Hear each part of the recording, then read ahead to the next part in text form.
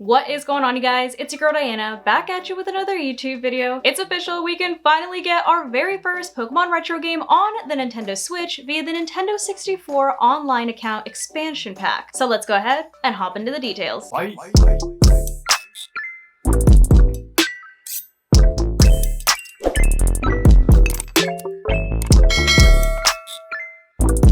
So I'm here, of course, on Cerebee's website, where it says Pokemon Stadium is now available on the Nintendo Switch in the Nintendo 64 software for all people with the Nintendo Switch Online expansion pack subscription. Which, in case you didn't know, if you already have a Nintendo Online account, this is a different subscription than the normal one that you pay monthly for. This one is a subscription that you do pay upfront for the year, and then you will have access to all of the Nintendo 64 games that are currently available for the Nintendo Switch Online accounts. So if you are wanting to play Pokemon Stadium, you will need to purchase that expansion pack if you haven't done so yet. But this game is the Nintendo 64 game that released in 1999 and features battles against various trainers in cups, a gym leader castle featuring battles against all the Kanto gym leaders, and Elite Four, as well as 9 special minigames that can be played multiplayer, which I am so excited about because I talked about this when they first announced when they were finally giving us Pokemon Stadium on the Nintendo Switch, since we've literally been waiting for this for like a year, so it took them long enough. But the minigames are so fun, and this is actually the first game that I ever played when I was a kid, because I didn't grow up with a Game Boy, so I didn't get to play like the original Red, Blue,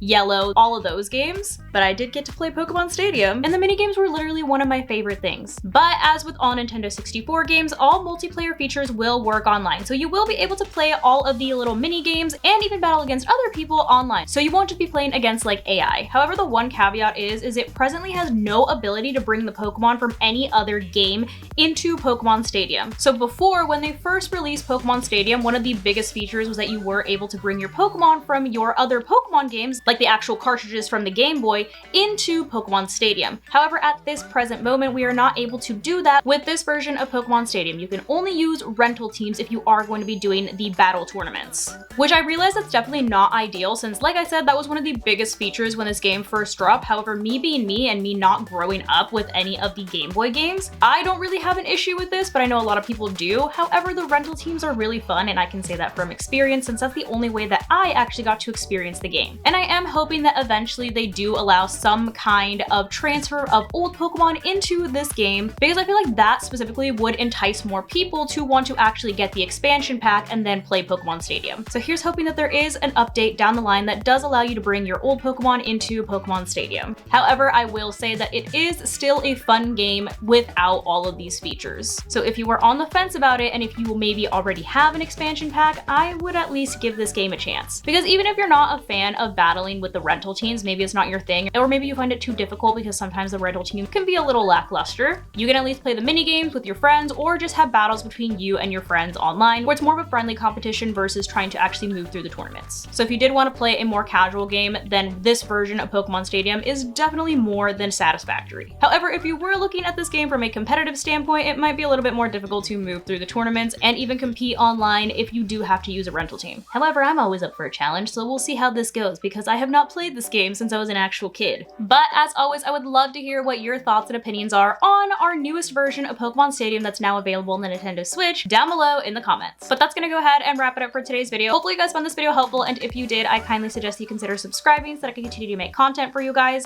And if you were already subscribed and you would like another way to support the channel, feel free to check out the merch store. There is a link down below in the description that takes you to not only my merch store, but also all of my other socials so you can keep up with what I'm doing on a daily basis. But thank you guys so much for watching, and thank you to those of you who have joined the channel as members. I appreciate you all so much. I love you guys, and I will see you in the next video. Bye guys.